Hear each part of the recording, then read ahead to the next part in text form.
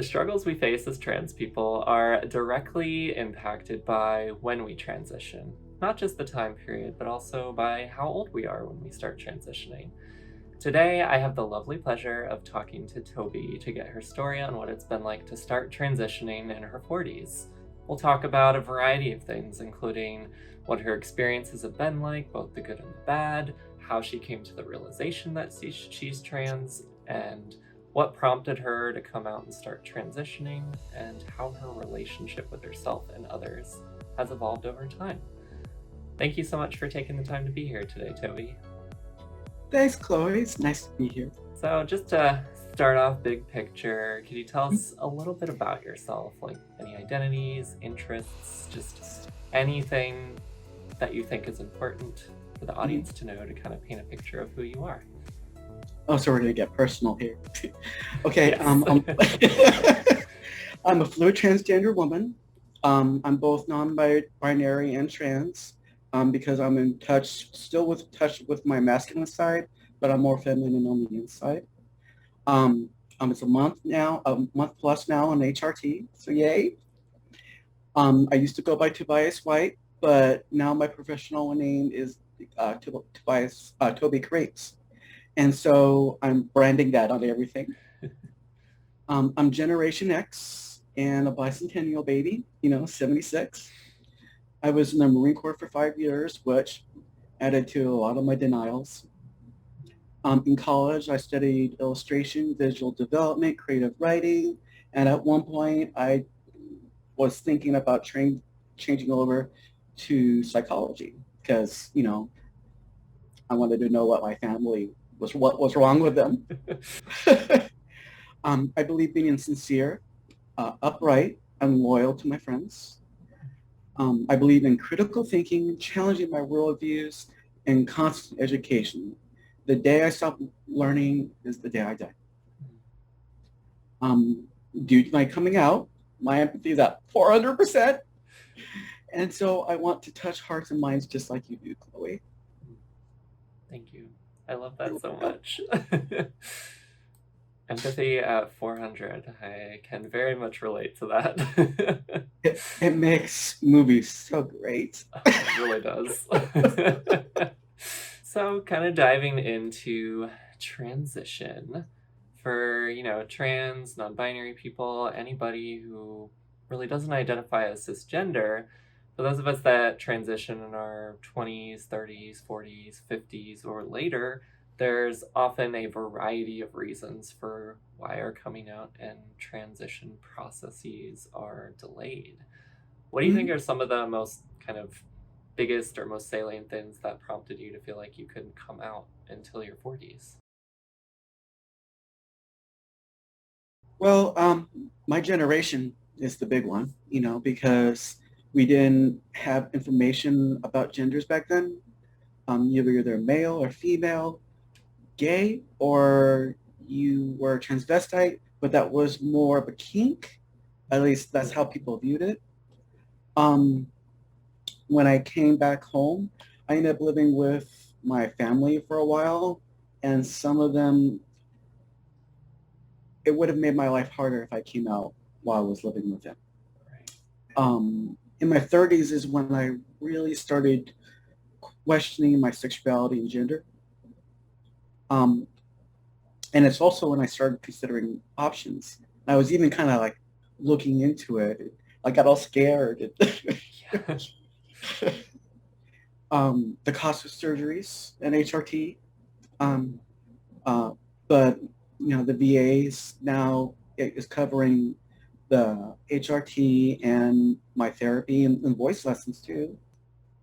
After climbing out of my financial struggles, because I was between college and I was living in California at the time, it was really hard to get a job. But after coming out of that, I moved here. And also, ironically, I found out this was the birthplace of my grandfather. I think I know, but here is Illinois, right? Mm-hmm. Okay. Then I lost my job, not really because of my fault, because someone made a mistake on my numbers, and they used it as an excuse.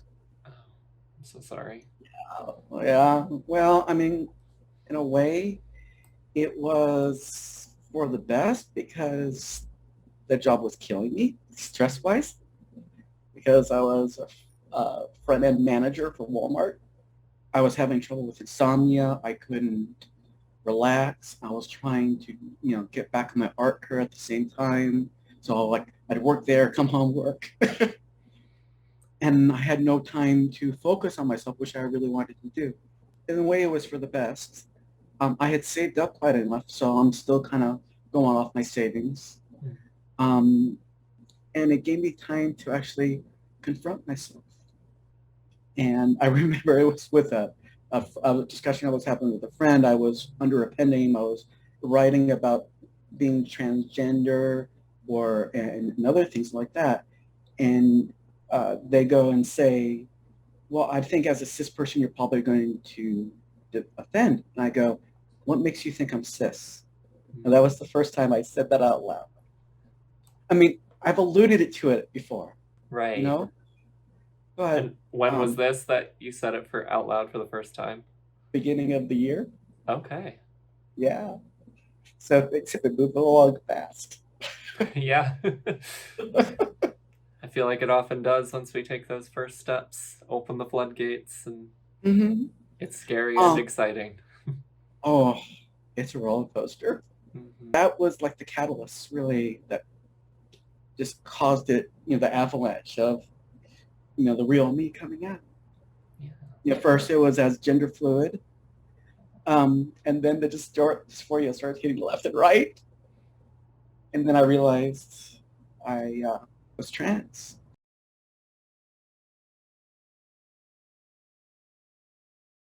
So I struggled with doubt for being trans for my whole adult life, really. Basically from 20, because that's when I started really, really noticing where I was like aware. Otherwise, it was just like kind of almost like play before. And I still have lingering doubt, mainly because everyone is capable of self-deluding themselves. Yeah, absolutely. And I don't think I am because I'm going to such great lengths to make all these changes. Um, and then I constantly look in my past for clues. I've been like psychoanalyzing myself. It's like where's the evidence that, all Mhm. this is true? And it takes a long time to get rid of that denial and that doubt because it casts like a really long shadow, Yeah. especially when you've had it for 30 plus years.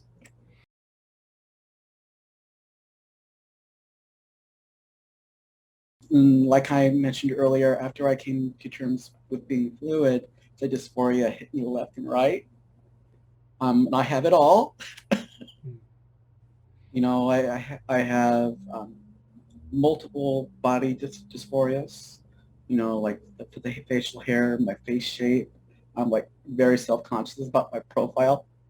Yeah. For better or for worse, I can very much understand, and I'm sure many people watching will be able to understand too. It's Right. like it doesn't make it hurt less, but we're not alone. Yep, it takes this thing out a little bit. Body hair, body shape, uh, genital dysphoria. Mm-hmm. I am considering bottom surgery, but that scares the hell out of me. Yeah. that's, that's the scariest one. That's the scariest one. But the fact that I'm still considering it, What is it about a bottom surgery that scares you? complications, Okay. things can go wrong. The knife slips, Hopefully not. right? Complications do Right? happen, and it's a complicated surgery, so It is because I remember when I was starting to first look into it, I found a video describing it, and I'm like, it was like horror, like something out of Saw or something. yep. you know, I saw one video describing it too, and I'm like, I don't need to watch anymore. Like, I know this is for me, but I don't need to see the gruesome details. More so, let's focus on the positive outcomes after the fact. Looking for that end goal. Yeah. And also for my voice, otherwise I sound very masculine, which is very distressing. Even though I don't have a bad voice, and I used to do impressions with it and everything. But I imagine you probably relate to your voice differently now after Because my inner starting to voice, come out and starting to like embrace who you are. because my inner voice has always been more feminine than male. Mhm. And I always related with women's emotions and their experiences. I mean, I understood them, and they always told me I didn't. It's the girls only club, and I'm like, well, hello. Yeah. So deciding to transition wasn't hard for me. Mm-hmm. The hardest thing was just coming to terms. Yeah, taking that first step. It's like Uh-huh. you knew it was right for you, knew it was who you were, and then just had to get over that large first hurdle of being like, this is me. Let's Right? say it to the world, let's say it to myself, and let's keep moving forward. It's like that one comment I made where it's like you're standing on the edge of a half pipe. You want to dive in, but it's scary. Right? It is, but it's thrilling too and exciting, and I'm looking forward to what else is going to be happening.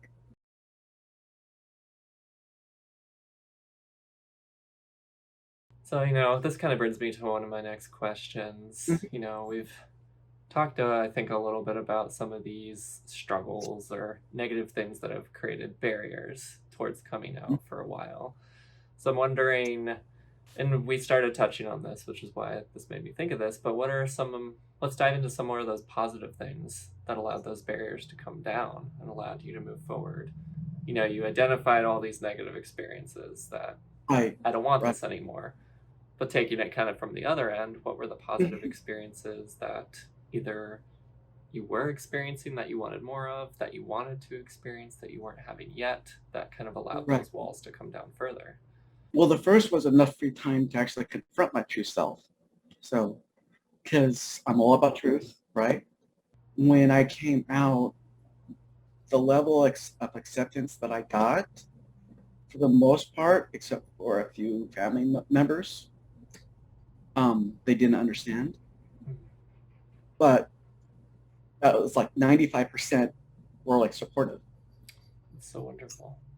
Or at least they may not have understood, but they were supportive. And I kind of think it was partly due because I had touched their lives and they knew the cut of my cloth, so to speak. They were able to see you beyond like just who you were physically presenting as. They see you for who you are, not what you are. Yeah. And then all the education I've been gaining about gender and sex, and we're still learning. It's still being refining. And finding that language, finding the symbols, the flags, whatever it may be, can be really powerful. Exactly. Just like, Yeah. oh, that's who I feel like that. That describes Right? me. I've been looking for this word or this phrase like for years, and I finally found other people that use this. Right. I mean, that has actually been one of my struggles, because of my generation. I'm just kind of backtracking a little bit there, because I didn't know how to convey what I was.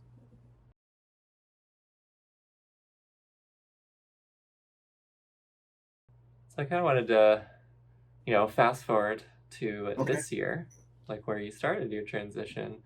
And I'm wondering, a lot has happened in the past like year and a half.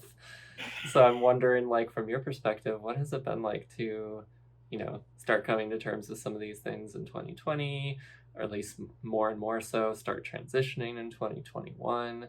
Because, as we've touched on, society still has a long way to go, but it's gradually Mhm. getting more accepting. But we also Right. have had this whole pandemic thing that has thrown a wrench in many people's transition plans. So I'm wondering, just the good and the bad, what has this past year been like? I won't lie. It's been hard. The biggest is living alone during the pandemic. And I came out during the pandemic. I mean, it's still going on, with the Delta and everything. But before that, dates were always a failure because I wasn't I wasn't being on the outside who I was on the inside. And I'm trying to date, I'm doing like the match.com and everything like that. But like no one ever responds or wants to send me messages or anything. And the people I have commented on, it just didn't go well. I am trying to fix that, and there's a trans dating site a friend sent me, so I'm going to try and give that a go. I'm thinking of dropping Match.com. It was a waste of my money. But maybe until then, maybe I'll get a cat. I support that decision. Oh, I thought you would. I'm a bit biased. Right. Tipsy is actually like right there on screen in her cat bed. I enjoyed drawing her, by the way, when I did your caricature. Yeah, I love that. I have to figure out where I want to put that. I like just recently I had someone, this guy in Walmart, he actually went out his way to like give me a smile. Aw, that's so right? Sweet. I love that. Even though I wasn't in their way or anything like that. He just said excuse me, but he did it with a big old smile like that. Like, okay. Like the little things, a little extra validation. Right. And that with all the small little victories and stuff. So that's been helping me emotionally, along with therapy. Like that, I love my therapist. That's great. And then lastly, I feel so much more comfortable in my skin. Yeah. Like when identified as a man or presented as a man. No, I was never, I was always afraid to dance, and I felt awkward because every time I started to dance with someone, I wanted to dance like a woman, but that would look so bizarre when you're presenting as a guy. Right. And you felt like you couldn't. Right, and I was in the military, so don't ask, don't tell. But now, I mean, like they say, dance like no one's looking. Well, I'm alone here in my apartment like that. But I've been like, I've got this new playlist that I listen to all the time, and very trans positive, I want to call it. What's one of your favorite songs to dance to these days? Kings and Queens. Okay. I love that one. So now I love to dance, and I think I'm learning some moves, and like I can really shake it. So when I do find a partner, I want to go dancing. Yeah. I never used to want to do that. Hopefully, things keep moving more towards opening up, and I've gone out dancing a few times, and it's been overdue for sure. Right? So I think you kind of already touched on one of my last questions, talking about being more comfortable in your own skin, and that you've gotten more comfortable over time. I can add on to that. Sure. That feeling comfortable in my own skin, it's not so much just dancing though too. It's about verbal and body language. Verbal and body language. I always had to watch how I said certain things. Like I couldn't say cute. Right. Or I couldn't say how adorable. I remember getting chastised for you describing things as cute, even when I was 5 years old. Right? And they go, cute. Like, you're not supposed to say that. Right? That's not manly. Well, that's kind of the point. Uh-huh. And then body language. And I was constantly repressing that. But my body wanted to do it all the time, to do more feminine language, body language, and like putting my head over my heart and squeaking stuff and everything like that. All kinds of stuff. It's like you don't have to hold yourself back anymore. Right. It was like shackles that like held me down all the time. Now heavy ones. And now is the time to get rid of them. The time is right. They keep us safe in a way because it's like they serve their purpose and now they need to go away forever. Right. It sounds like overall, things are going pretty damn good for you, all things considered. All things considered, yeah. I mean, I've been happy about it. Yeah. A lot happier than I've been in a long time. And so I'm finally like feeling I'm living. Coming out can do that. Right? Being our authentic selves definitely helps. So liberating. Mm-hmm. Just a huge weight off the shoulders, a huge breath of fresh air. Can finally just fully inhale and fully exhale and don't have to hold back. Don't have to hold back anymore. Shrugging that pack off your shoulders filled with weights. Mm-hmm. Who are you covering those weights for? Society? Yeah, it's not for us. No? It's to keep other people happy and to keep ourselves miserable. I know it's like kind of backwards because how can you make other people happy if you're not happy? Yeah, people get really good at masking that. I think trans people especially, we learn from a young age how to mask those things. Anything else that you wanted to share with me, with everyone who's watching that we hadn't touched on yet? Okay, well, then I'm going to plug myself a little bit then. Go for it. Okay. Even though I trained as an illustrator and like that, I don't consider myself necessarily as an artist. I consider myself a world creator. Okay. Because I draw, paint, design, and author whole worlds. I co-authored Mortal Intrusion for Spooks, Welcome to the Great Beyond. I authored Strange Shores under Tobie White, which is also a game I'm designing. I'm currently writing a series of short stories, all within this modern fantasy world.